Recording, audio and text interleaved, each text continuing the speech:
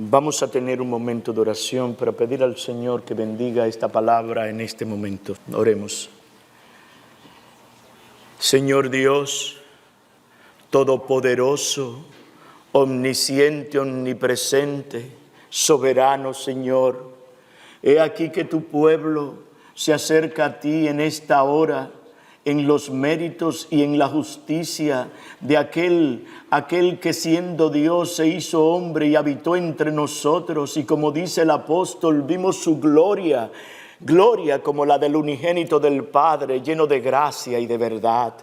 De manera que venimos aquí ahora animados, Señor, porque sabemos que tú has mandado que oremos a ti, y esto es lo que hemos hecho, orar a ti en todo este tiempo para que tú vengas a enseñarnos tu palabra. Estamos aquí, Señor, como las viudas y los huérfanos, que tú eres el Dios de los huérfanos y de las viudas, para que tú vengas a sostenernos, para que tú vengas a alimentarnos, para que tú vengas a darnos lo que necesitamos. Tú conoces la condición de cada uno de los que estamos aquí. Ten misericordia de nosotros y socórrenos. Concédenos luz, Dios, voz de Dios y no de hombres. Tú también conoces a tu siervo, sus debilidades, pecados, su falta, y la ponemos en tus manos para que Él sea lavado con la sangre preciosa de Cristo. Y Él venga y hable con poder, con un corazón pastoral, con un corazón humilde, con un corazón ferviente, con denuedo, de tal forma que tu palabra venga a través de tu poder y de tu espíritu, a llamar a los perdidos al arrepentimiento y a la fe, y a edificar a tu pueblo. Socórrenos, Señor, y ven, derrama tu espíritu sobre nosotros, porque te lo rogamos con acciones de gracias en el nombre de aquel que estuvo muerto pero que vive para siempre, en el nombre de nuestro gran Dios, el Señor Jesucristo. Amén. Amén.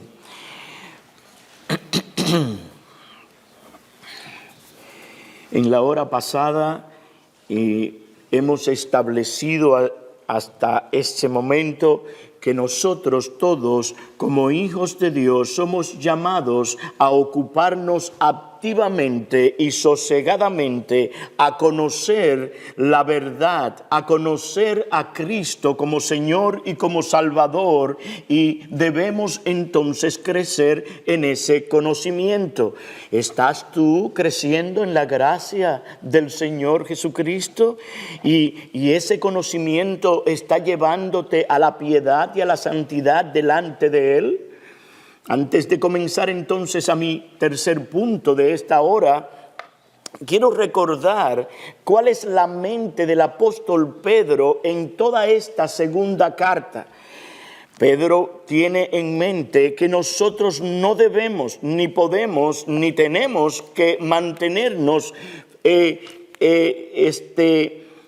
paralizados. Hay una mente de él en el que él ve un progreso desde el principio de la carta. Si nosotros vamos por un momento para poner esto en nuestras mentes al capítulo 1 de su segunda carta, los versículos desde el 1 hasta el 8 voy a leer solamente para ponerlo en nuestras mentes, para que entendamos qué es lo que hay en la mente del apóstol con respecto a que tenemos que ir avanzando hacia el conocimiento perfecto de nuestro gran Dios y Salvador Jesucristo. Él dice en su primera carta: Simón Pedro, siervo y apóstol de Jesucristo, a los que han recibido una fe conforme a la nuestra, mediante la justicia de nuestro Dios y Salvador Jesucristo, gracia y paz os sean multiplicadas en el conocimiento de Dios y de Jesús nuestro Señor, pues su divino poder nos ha concedido todo cuanto concierne a la vida y a la piedad mediante el verdadero conocimiento. ¿Ven la mente de Pedro aquí? Mediante el verdadero conocimiento de aquel que nos llamó de su gloria y a su gloria, o por su gloria y excelencia, por medio de las cuales nos ha concedido sus preciosas y maravillosas promesas, a fin de que por ellas lleguéis a ser partícipes de la naturaleza divina, habiendo escapado de la corrupción que hay en el mundo por causa de la concupiscencia. Por esta razón, también, obrando con toda diligencia, mire el punto aquí, añadid a vuestra fe virtud, y a la virtud conocimiento, y al conocimiento dominio propio, al dominio propio perseverancia, y a la perseverancia piedad, y a la piedad fraternidad, y a la fraternidad amor. Pues si estas virtudes, al estar en vosotros y al abundar, no nos dejarán ociosos ni estériles en el verdadero conocimiento de nuestro Señor Jesucristo. Amén. Entonces, el punto que he comenzado en el momento pasado es que nosotros somos llamados por Pedro y por Dios, para que crezcamos en la gracia y en el conocimiento de Él. Ahora, yo quiero pasar a ver algunas marcas o evidencia de un verdadero creyente que está creciendo en la gracia y en el conocimiento, para que entonces nosotros podamos evaluar nuestra vida cristiana. Y en primer lugar, quiero traer que si nosotros hemos estado creciendo en la gracia y en el conocimiento, entonces estaremos o hemos estado ejerciendo dominio sobre nuestros pecados personales. Hemos estado ejerciendo dominio. Si hemos estado ejerciendo dominio, entonces estamos creciendo en la gracia. Esta palabra que he usado aquí, ejercer dominio, quiero explicar porque es importante entender qué es lo que tenemos que hacer con nuestros pecados personales. Me refiero a someter a algo o a alguien violentamente, con fuerza y con intensidad, con el propósito de quitarle poder, con el propósito de debilitar. Nosotros sabemos que hasta que Cristo vuelva, nosotros estaremos con el pecado remanente. Pero eso no significa que nosotros no podamos tratar bíblicamente con nuestros pecados y dominarlo hasta tal punto que el pecado no nos domine a nosotros. Entonces, si hemos estado o si estamos creciendo en gracia, entonces estás ejerciendo dominio, estás subyugando tus pecados. Entonces aquí hay un pasaje muy peculiar con esta idea y con esta enseñanza de la palabra de Dios, y es Colosenses capítulo 3, y quiero que vamos allá en Colosenses capítulo 3, ahí nos vamos a pasar un momento. Colosenses capítulo 3,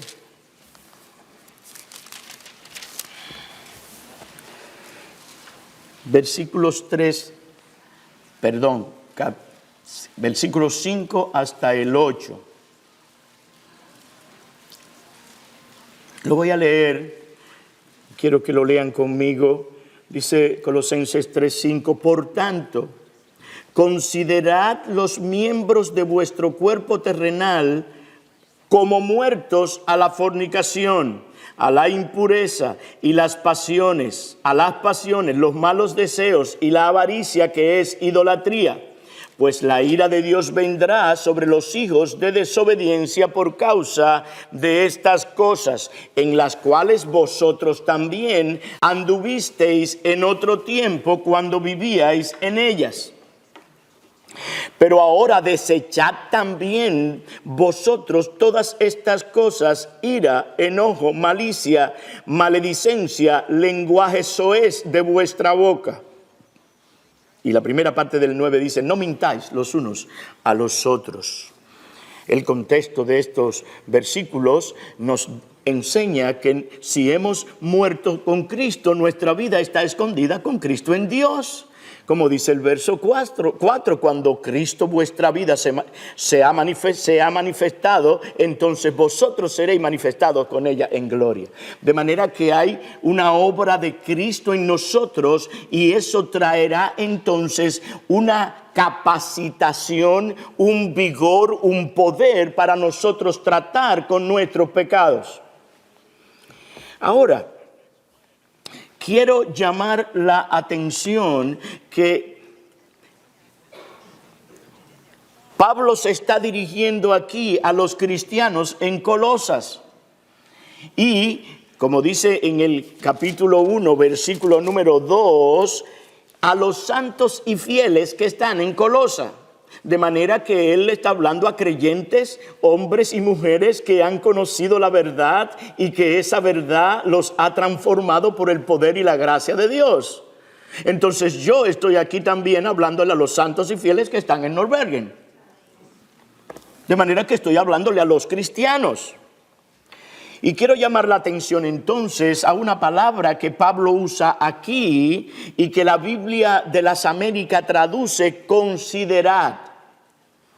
Ustedes oyeron que yo leí que dice considerad los miembros de vuestro cuerpo como muertos a la fornicación. Hay otras traducciones que dicen haced morir. Otras traducciones dicen matad. Entonces quiero explicar este término porque es importante.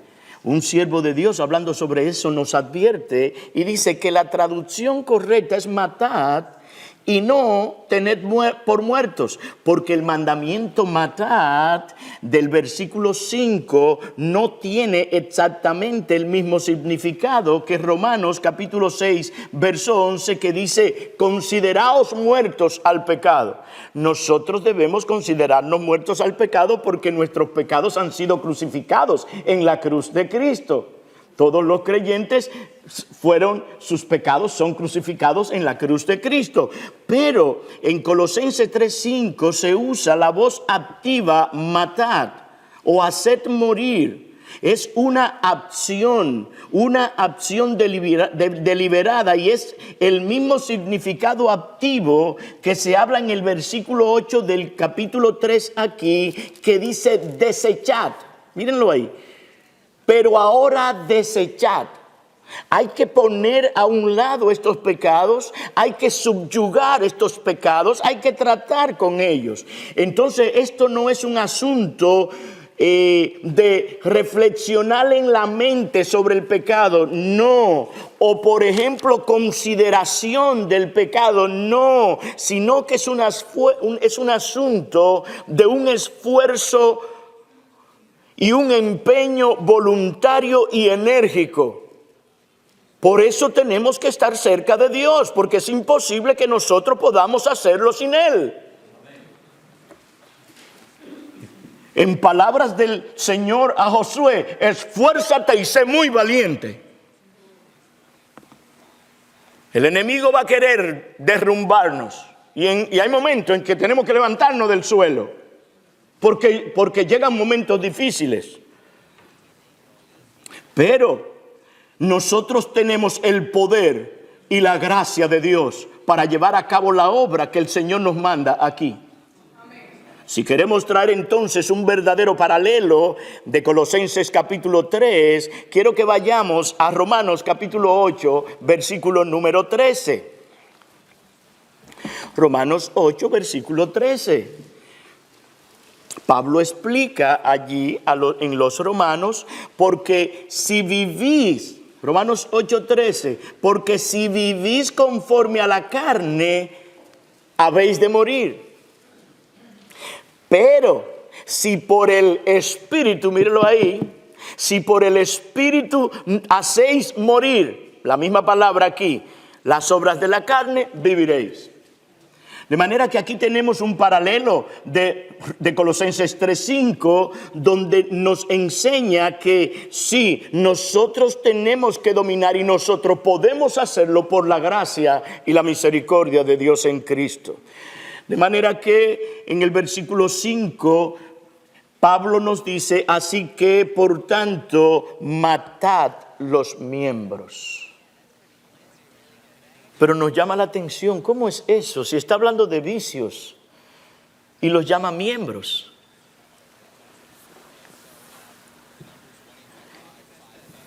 Él está hablando de miembros allí porque estos vicios están tan ligados a nosotros que esos pecados son como si fueran miembros y una parte integral de nosotros. Por eso es que Pablo exclama, miserable de mí, ¿quién me librará de este cuerpo de muerte? Pero gracias sean dadas a Dios por Jesucristo. A Él sea la gloria. De manera entonces que otro siervo de Dios, Calvino, dice, citado por otro, que estos vicios son llamados miembros debido a que se adhieren tan fuertemente a nosotros que parece como si fuera un brazo de nosotros. Entonces, ¿cuáles son los miembros? Pablo comienza hablando de pecados de inmoralidad sexual. Fornicación, la impureza, las pasiones, los malos deseos y la avaricia, que es idolatría. Estos pecados se relacionan con nuestro cuerpo. Versículo 8 y 9, pero ahora desechad también vosotros todas estas cosas, ira, enojo, malicia, maledicencia, lenguaje soez de vuestra boca, o sea, palabras obscenas de vuestra boca, no mintáis los unos a los otros. Esta segunda tabla de pecados tienen que ver con lo que le hacemos a otros.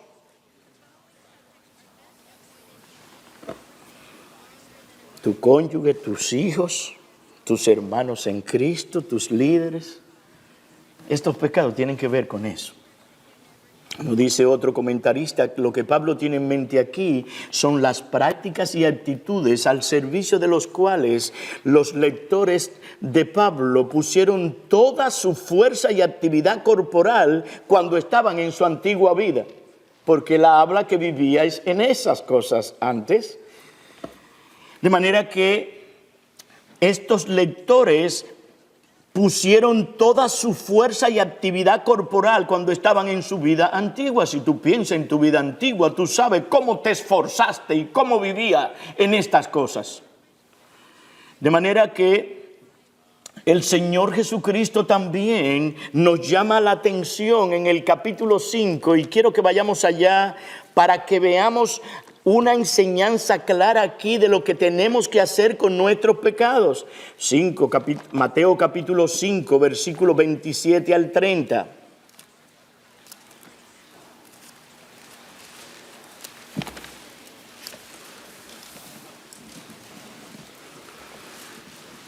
Dice el verso 27, habéis oído que se dijo, no cometerás adulterio.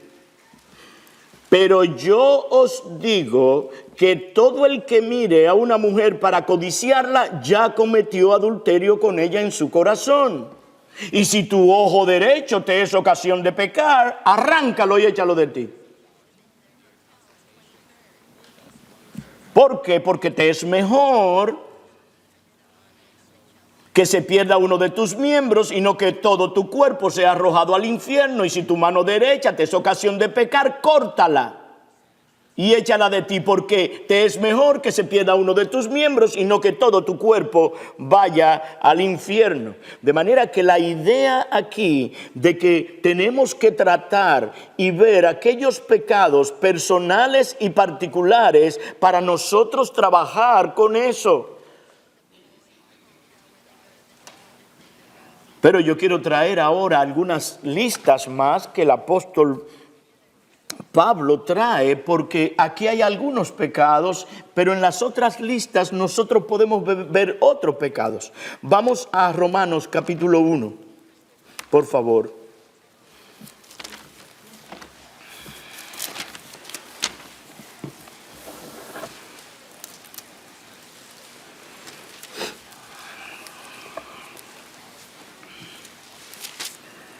Romanos capítulo 1.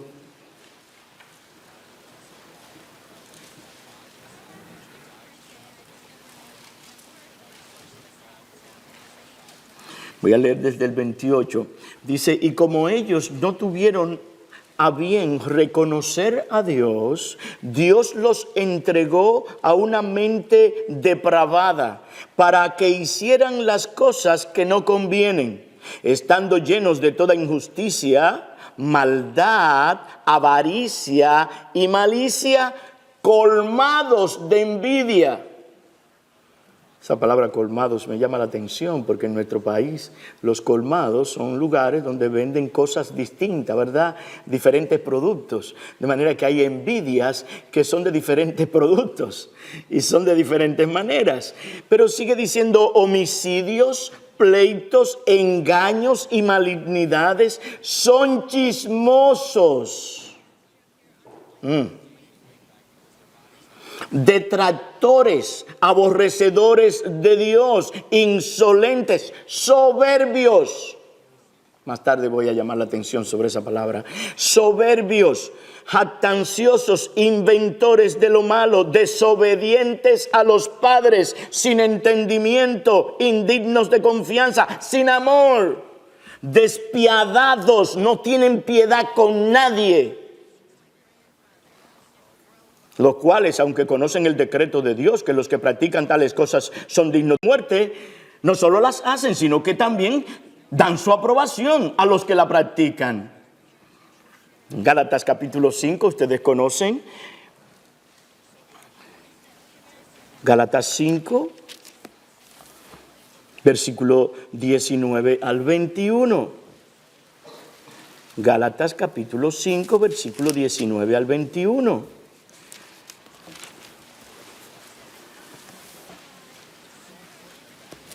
Ahora bien, las obras de la carne son evidentes. ¿Cuáles son? Inmoralidad, impureza, sensualidad, idolatría, hechicería, enemistades, pleitos, celos, enojos, rivalidades, disensiones, sectarismos, envidias, borracheras, orgías y cosas semejantes, contra las cuales os advierto, como ya os lo he dicho antes, que los que practican tales cosas no heredarán el reino de Dios. Y más o menos otra lista que pudieran buscar ustedes es 1 Corintios capítulo 5 versículo 9 al 11. He aquí las listas de vicios que quisiera que tengamos presente cuando nosotros nos evaluemos y seguir el curso de la vida cristiana. En esta lista tenemos que evaluarnos.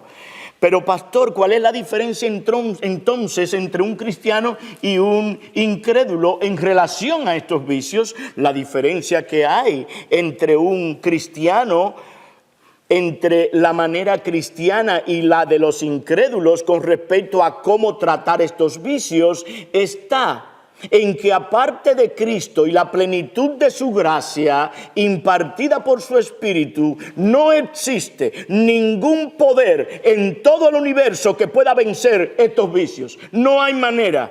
Cristo, solo Cristo y Él solo suple el poder. Todo lo puedo en Cristo que nos fortalece.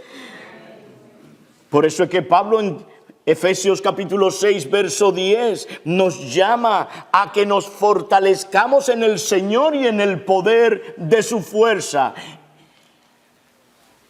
Ahora bien, entonces, que el Señor nos guíe para entonces preguntarnos ahora, ¿estás tú creciendo en la gracia y en el conocimiento de Dios? ¿Hay alguna área de tu vida en la que al considerar estas listas que todavía te están dominando? ¿Explotas tú todavía en ira como lo hacía en tiempos pasados o en años pasados? ¿Todavía te llena de enojo con la misma facilidad que antes? Si eso es así, entonces no estás creciendo en gracia. ¿Predominan en ti algunos de estos vicios que hemos mencionado? La envidia, el orgullo, la soberbia, el enojo, la ira, el chisme, la murmuración, la difamación. Si es así, tú no puedes decir que estás creciendo en gracia. Pero quiero llamar la atención todavía más. ¿Cuáles son aquellas áreas de tu vida en las que tienes dificultades y pecas contra el Señor y también a veces pecas contra otros? ¿Estás tú verdaderamente en guerra, en conflicto, en lucha con los pecados particulares tuyos? Esos pecados que tú sabes. O ni siquiera tú le das mente a esos pecados. Ni siquiera le da mente. Yo tengo para decirte que aquel que te salvó, sí le da mente a eso. Él está y tiene fijos sus ojos en su pueblo de una manera particular y de una manera colectiva. Y Él trabaja continuamente con su pueblo, ese pueblo que Él salvó. Él dice en Juan 5:17, yo trabajo y mi Padre también trabaja. De manera que Él está enfocado en cada uno de aquellos que Él ha salvado por su gracia y por su misericordia. ¿No será entonces por eso, porque tú no le estás dando mente a eso, que el Espíritu Santo está contristado en ti? ¿No será por eso que no se ve un crecimiento en la gracia, una paz, un sosiego y una tranquilidad que debieran tener todos los cristianos que están en una verdadera comunión con Dios y que están tratando bíblicamente con sus pecados? ¿No será eso? Porque si tú ni siquiera le das mente a esos pecados, y no solo no te están llamando a que le dé mente, sino que lo domines, que hagas guerra contra ellos.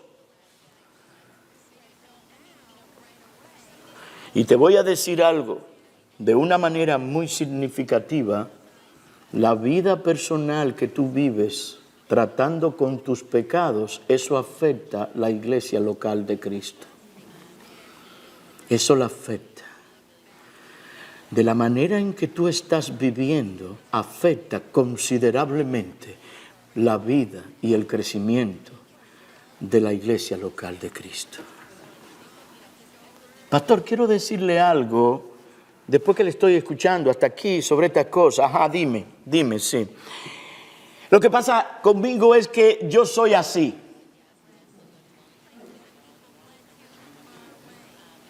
Yo tengo ciertas inclinaciones y yo soy así, usted sabe. Entonces,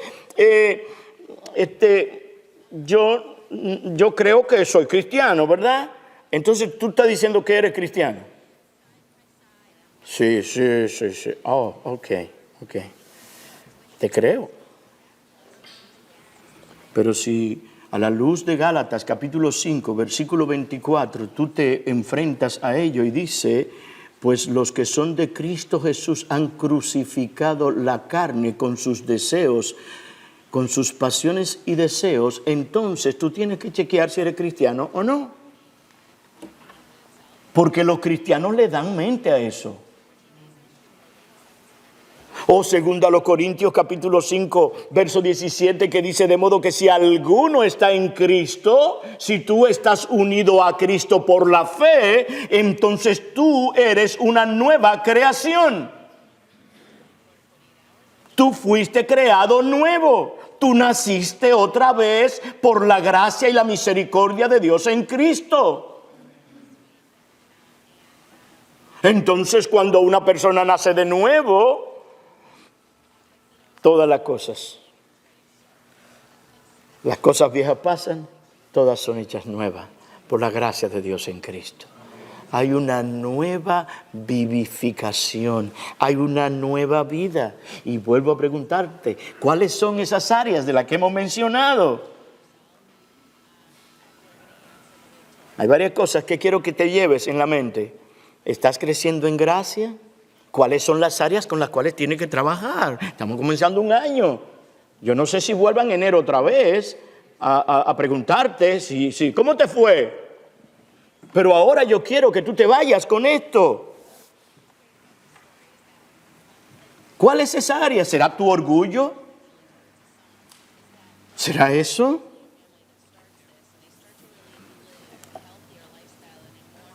ese sentido de superioridad que tú tienes. ¿Será tu soberbia? ¿Será tu impaciencia? ¿Tu envidia? ¿Tus celos? ¿Tu amor? ¿Tu amor a las cosas del mundo? ¿Tu amor al dinero? Es un tema importante. Porque si yo le pregunto a cualquiera de ustedes, ¿tú amas el dinero? No. Pero el dinero es como un cáncer que suavemente va cogiendo el ser de una persona. No estoy diciendo que con todos es así, pero quiero decirles algo.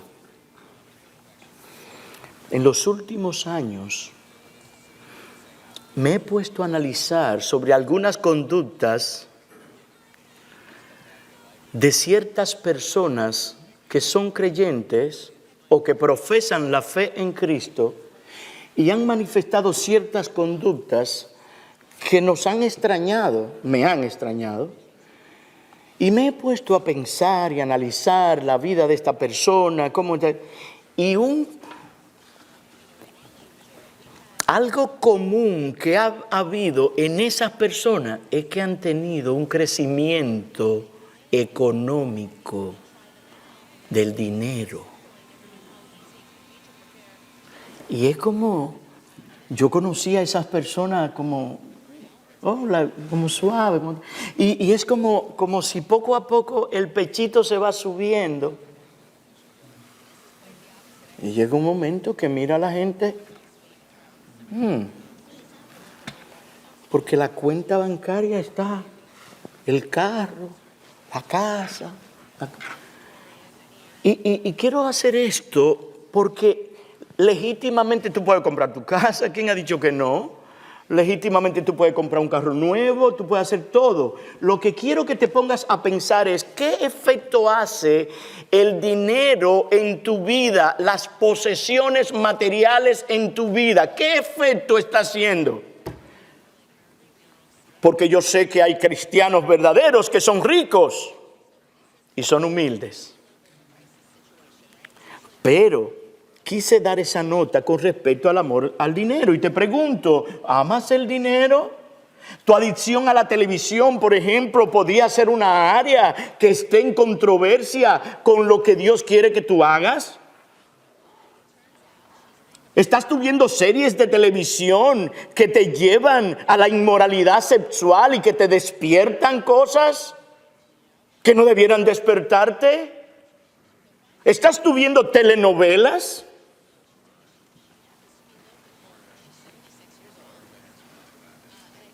Un cristiano no debe ver telenovelas.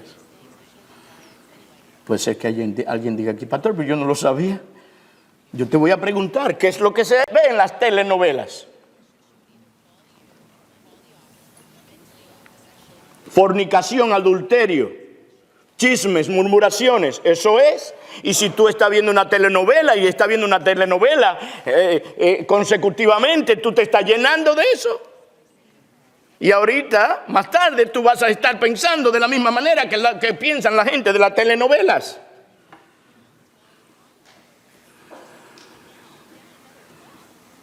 Pero una área de tu vida pudiera ser la adicción a los juegos de azar.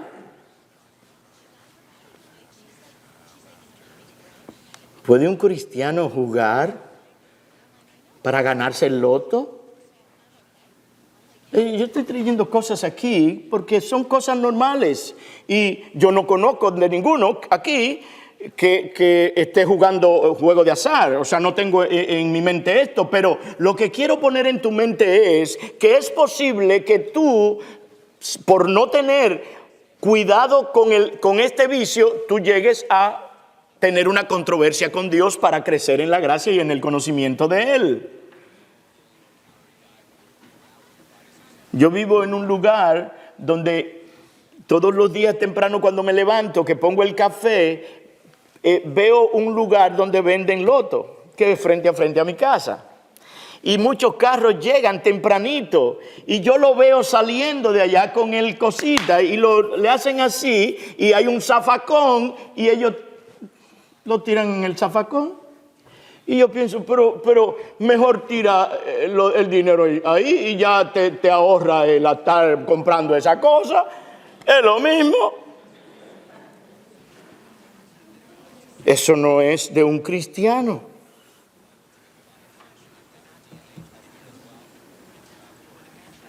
¿Dónde está tu fe? ¿Confías tú en el Señor de que Él te provee de todas tus necesidades? Y quiero decirles, hace por más de 20 años yo he tenido muchos problemas económicos y he clamado al Señor y he esperado en el Señor. Y de repente llega lo que yo necesito y ustedes han sido usados de una manera poderosa, maravillosa para suplir mis necesidades. Doy gracias al Señor por el pastor Piñero, que siempre está atento. Y nunca he pedido, si tengo que pedir, pido, porque puedo hacerlo, pero yo hablo con el Señor y tengo la confianza de que el Señor suple, y hasta aquí ha suplido, por la gracia de Dios, y los ha usado a ustedes para eso.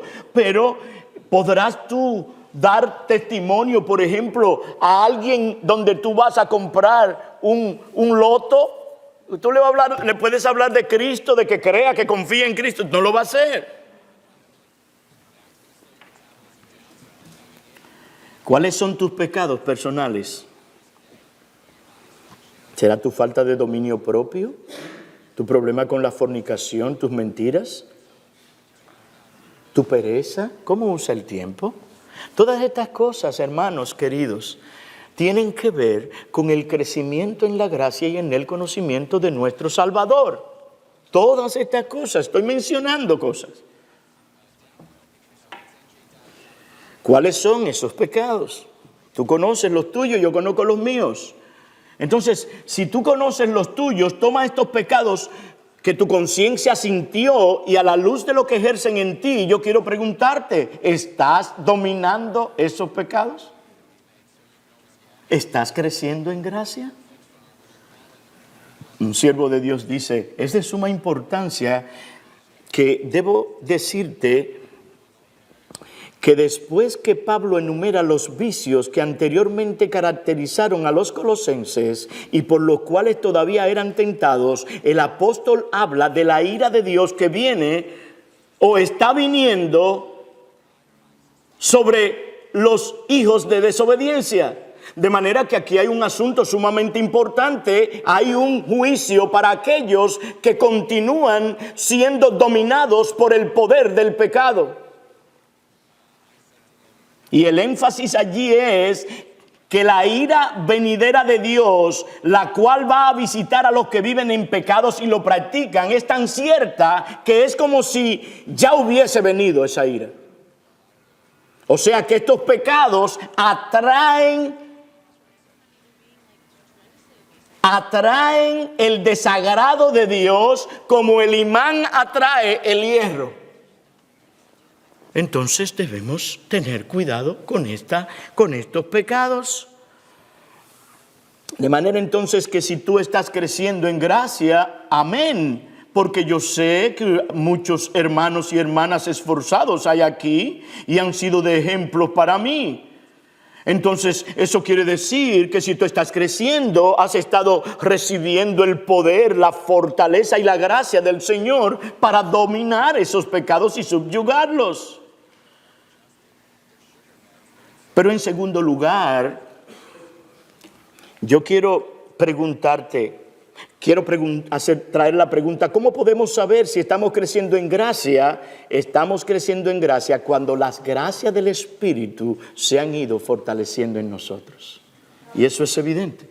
Cuando las gracias del Espíritu se han ido fortaleciendo en nosotros, después que el apóstol manda a sus lectores a dar muerte a ciertos pecados en Colosenses 3, 5 y 8, los llama a sustituir aquellos vicios por nuevas virtudes. Los llama a vestirse de nuevas virtudes para que vivan la vida que Dios quiere que ellos vivan. Y vamos entonces de nuevo a Colosenses 3, versículo desde el 12 hasta el 17.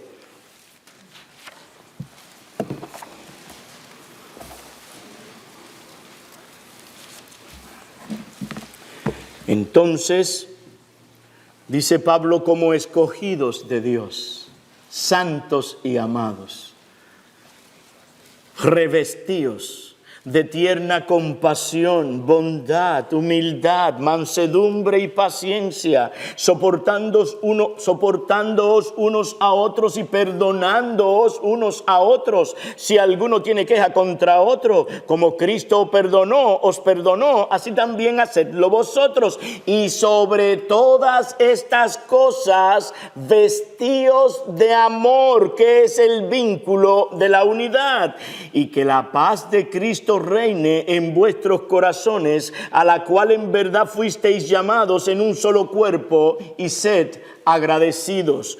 Que la palabra de Cristo habite o more en abundancia en vosotros, con toda sabiduría, enseñando y amonestando unos a otros con salmos, himnos y cánticos espirituales, cantando a Dios con acción de gracias en vuestros corazones. Y todo lo que hacéis, de palabra o de hecho, hacedlo todo en el nombre del Señor Jesucristo, dando gracias por medio de Él a Dios el Padre. Aquí Pablo está exhortándolos a ellos a ejercer las gracias del Espíritu Santo como un resultado de haber sido escogidos por Dios, elegidos por su pura gracia, apartados, son santos, apartados y consagrados para darle gloria a Él. Ellos son santos y amados de Dios, porque Cristo los salvó y le da la gracia para vivir la vida cristiana que ellos tienen que vivir. Entonces son llamados a vestirse. Fíjense que las Escrituras hay algo negativo y trae algo positivo. Entonces, vestíos de un corazón de tierna compasión, bondad, humildad, mansedumbre, paciencia o longanimidad. Entonces, si estamos creciendo en gracia y en el conocimiento de nuestro Señor Jesucristo, no solo daremos muerte a nuestros pecados personales, sino que también vamos a ser fortalecidos en estas gracias espirituales, y además recibiremos poder de lo alto para luchar contra nuestros pecados personales.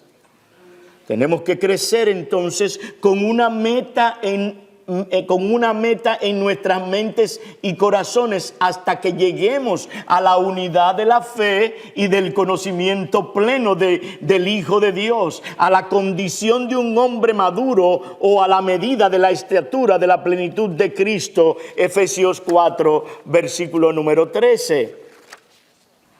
¿Y cuál es el propósito de ese crecimiento? ¿Qué es lo que hay en la mente de Dios con esto? Para que ya no seamos niños. El punto es que ya no seamos niños. Esos niños que son sacudidos por las olas y llevados de aquí para allá por todo viento de doctrina, por la astucia de los hombres, por las altimañas engañosas del error. Tanto en la mente de Pablo como en la mente de Pedro hay un asunto de un llamado a cuidarte del error, a cuidarte de ser arrastrado por el error. El diablo no duerme.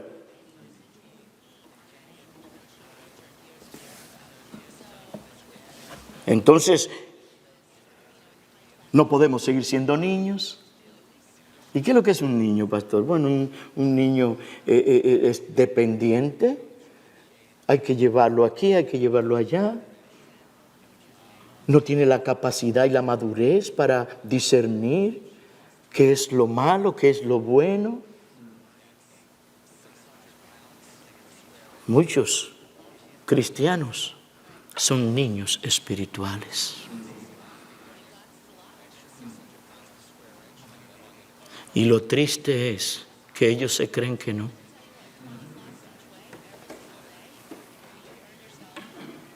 No tienen discernimiento para comprender dónde están, para saber cuál es el marco bíblico en el cual deben ellos tomar sus decisiones. Esto es serio. Estamos en tiempos peligrosos. Por eso es que Pedro dice que no caigáis de vuestra firmeza. Estamos en tiempos peligrosos.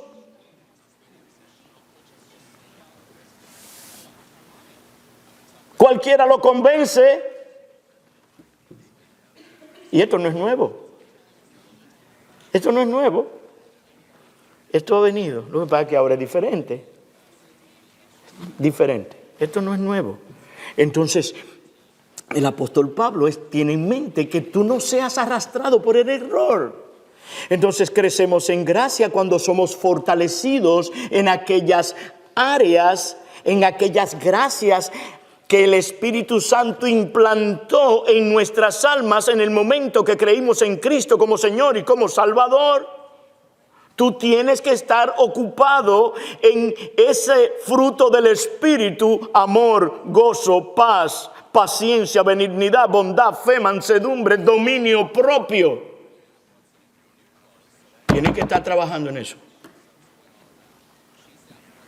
¿Quieres saber si estás creciendo en gracia? Entonces pregúntate y hazlo. Hazte la pregunta a la luz de tus circunstancias particulares.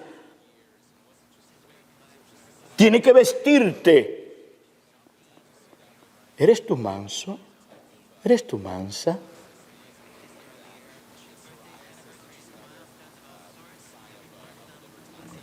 ¿Dónde está tu bondad? ¿Tienes tu tierna compasión? Cuando tú tienes algo en el frente, dime, ¿cómo tú piensas? ¿Piensas qué dice Dios en su palabra?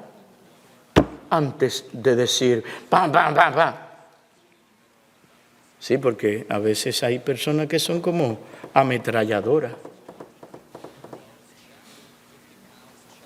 Piensas, tú tienes tu compasión, tienes la compasión, tienes bondad.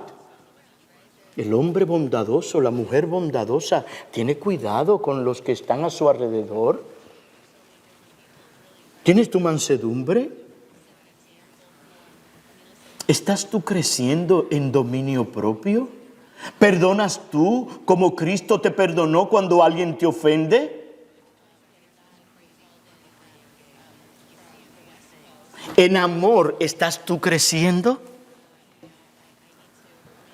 Colosenses 3:14 dice, sobre todas estas cosas, vestíos de amor, que es el vínculo de la unidad, que es el vínculo de la perfección. La Escritura en Efesios 5:2 también dice, andad en amor. Sobre todas estas cosas. De manera que debemos concentrarnos por un momento en ese amor. En ese amor. El amor encabeza también la lista de Gálatas 5:22. Como dice un siervo de Dios en la oración de Pablo por los filipenses. También en Filipenses 1:9, la primera cosa que se pide es que los filipenses abunden más y más en amor. Eso es una buena oración para nosotros como iglesia. Que abundemos, que sobreabundemos de amor. Dice Robertson, aquí el amor es aparentemente el cinto o el cinturón que ciñe todas las demás prendas. Te pones la humildad, te pone la mansedumbre, te pone el dominio propio, te pone la tierna compasión y después entonces te lo amarra con el amor. Pero no solamente aquí nosotros vemos un llamado al amor, sino en Hebreos 10:24 dice el escritor de Hebreos, y considerémonos cómo estimularnos unos a otros. ¿A qué? Al amor y a las buenas obras. En el contexto de cómo congregarnos. También Hebreos 13:1 dice, permanezca el amor. Entonces tenemos que preguntarme, ¿estoy creciendo yo en amor? El amor es la grasa, el aceite que permite a las otras virtudes funcionar suavemente y caminar suavemente. Cuando el amor está en la vida de una persona, hace una buena construcción antes de tomar una decisión. Y piensa en el marco bíblico todas las cosas que llegan a su vida. De manera entonces que lo que Pablo tiene en mente aquí es la dedicación de uno mismo personalmente, en forma inteligente, diligente y con propósito en el cumplimiento tanto de la ley como del Evangelio. Nosotros somos llamados a ser diferentes del mundo. ¿Cómo te distingues tú de los que no son cristianos? Y en el contexto en que estamos hablando, el amor es un amor mutuo de unos para con otros, un amor de los unos para con los otros en la iglesia. ¿Amas tú a tu hermano? ¿Amas tú a tu hermana? ¿Oras por él? ¿Oras por ella? ¿Te ocupas si le hace falta algo? Si tiene alguna necesidad, sea espiritual, sea física, sea material.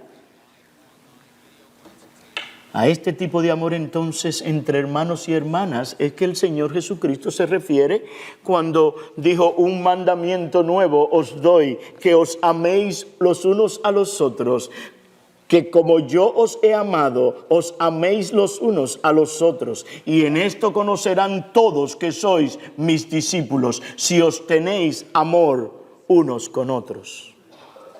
Amados hermanos, ¿estás tú o has estado tú creciendo en la gracia del amor? ¿Puedes decir que tu amor es un amor sacrificial y que imitas a tu Salvador? ¿Puedes tú leer conmigo 1 Corintios 13? Denme unos minutos para yo concluir. Denme unos minutos, por favor. 1 Corintios 13. ¿Puedes tú leer conmigo?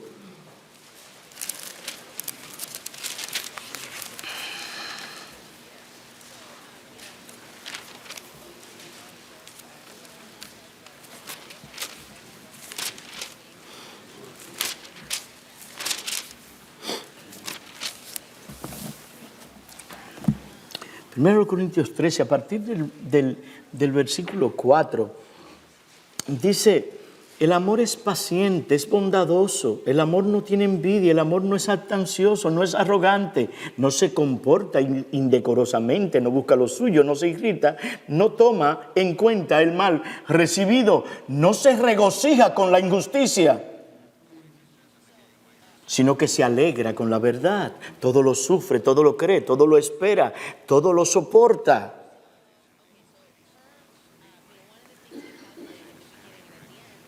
¿Soportas tú un poco más antes de irritarte cuando pasan algunas cosas? Antes de explotar en ira. El amor es humilde, dice. ¿Cómo está tu orgullo? ¿Sigues teniendo una alta opinión de ti mismo, de tus dones, de tus talentos, de tu sabiduría, de tus maravillosas ideas, de tu manera de ver las cosas? ¿Te acuerdas tú de Romanos 13, de Romanos 12:3? Que tengas un concepto correcto de ti mismo y de tu opinión. ¿Estás tú creciendo en humildad y en gracia? Hemos visto entonces que si tú estás creciendo en gracia, entonces has estado dominando, subyugando y matando tus pecados que te asedian. Y también has estado creciendo en las gracias de Dios, del Espíritu de Dios. Amados hermanos, ¿cómo aplicamos nosotros estas cosas aquí? ¿Cómo estás dominando aquellos pecados y cómo estás creciendo en las gracias que el Espíritu Santo ha puesto e implantado en tu mente, en tu corazón? ¿Cómo has estado creciendo? ¿Puedes decir que amas verdaderamente? ¿Puedes decir que amas a tus hermanos verdaderamente? Esta tarde vamos a seguir para aplicar estas cosas. Y oren, hermanos, que esta noche el Señor venga a hablarnos para nosotros aterrizar en estas verdades. Pero yo te quiero que te vayas con la pregunta: ¿estás tú creciendo en gracia y en el conocimiento de nuestro gran Dios y Salvador Jesucristo? Oremos. Señor Dios, Padre de misericordia, Dios de toda consolación, he aquí que tu pueblo se acerca a ti, consciente de su maldad, consciente de su pecado, pero nos acercamos a ti a través de la sangre de Cristo. Nos acercamos a ti conscientes de que Cristo murió, resucitó y hoy intercede por nosotros a tu diestra. Perdona, Señor, nuestros pecados. Danos la gracia que necesitamos. Concédenos entender que en ti hay poder para que tu nombre sea reverenciado. Nosotros te alabamos, te bendecimos y te glorificamos. Danos la gracia, Señor. Esa gracia que fue manifestada para que, renunciando a la impiedad y a los deseos mundanos, vivamos en esta vida justa, sobria y piadosamente. Sé con tu pueblo en esta hora. Te lo rogamos con acciones de gracias. En el nombre de Cristo. Amén. Amén.